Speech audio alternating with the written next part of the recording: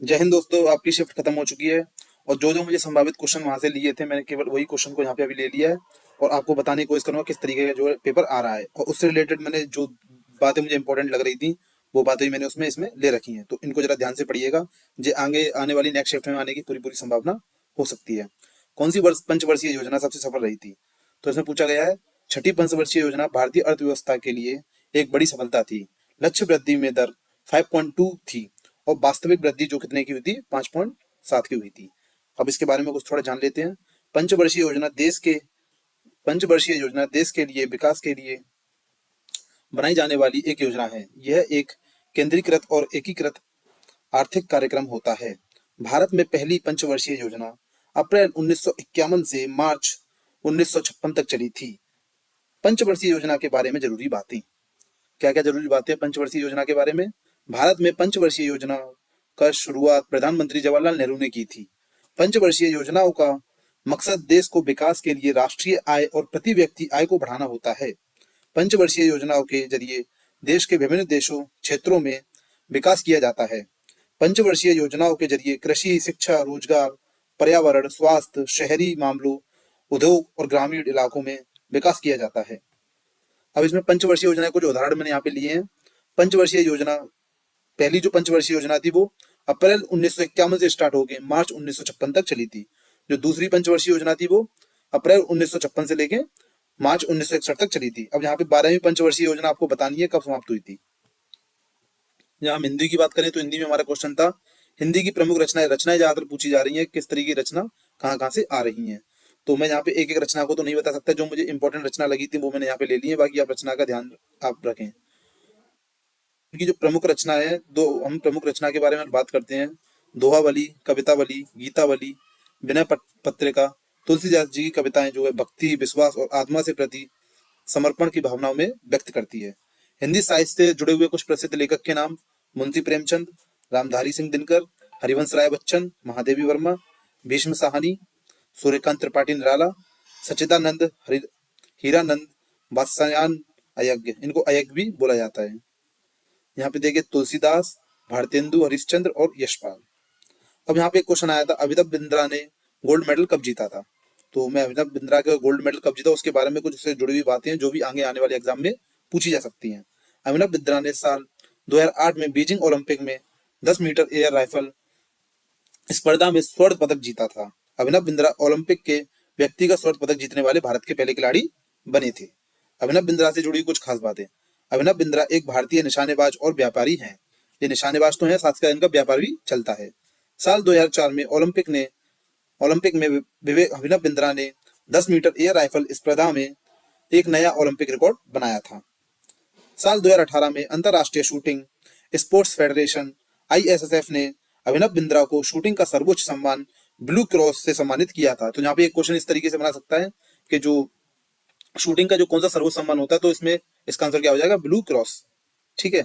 अंतरराष्ट्रीय ओलंपिक समिति आईओसी ने अभिनव बिंद्रा को ओलंपिक ऑर्डर में सम्मानित किया था।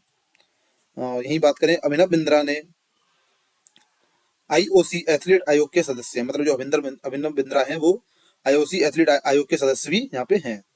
अब यहाँ पे एक और क्वेश्चन है आपके सामने, मेक इन इंडिया कब शुरू हुआ था? तो निर्माण को बढ़ावा देने के लिए, संवर्धन के लिए माननीय प्रधानमंत्री जी श्री नरेंद्र मोदी जी ने 25 सितंबर 2014 को मेक इन इंडिया कार्यक्रम की शुरुआत की, जिसमें भारत को महत्वपूर्ण निवेश एवं निर्माण संरचना तथा अभिनव प्रयोग अभिनव प्रयोगों के वैश्विक केंद्र के रूप में बदला जा सके। हीरा किसका एलोट्रोपिक रूप है? यहाँ पूछा गया है, हीरा किसका एलोट्रोपिक रूप है? हीरा कार्बन का एलोट्रोपिक रूप है।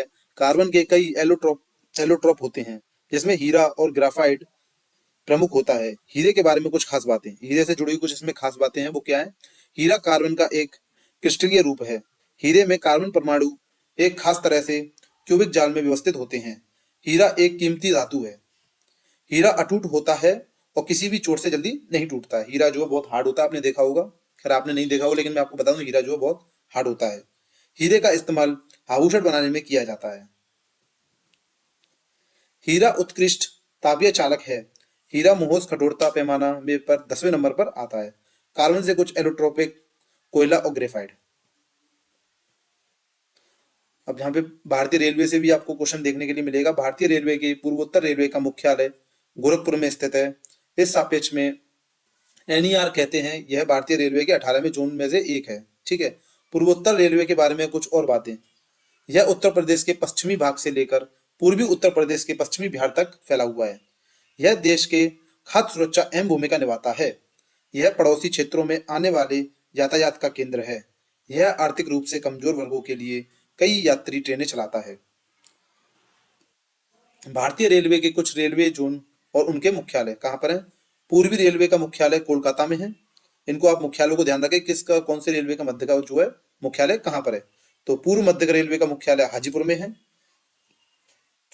सीमांत रेलवे का मुख्यालय जो है गुवाहाटी में है। उत्तर रेलवे का मुख्यालय दिल्ली में है।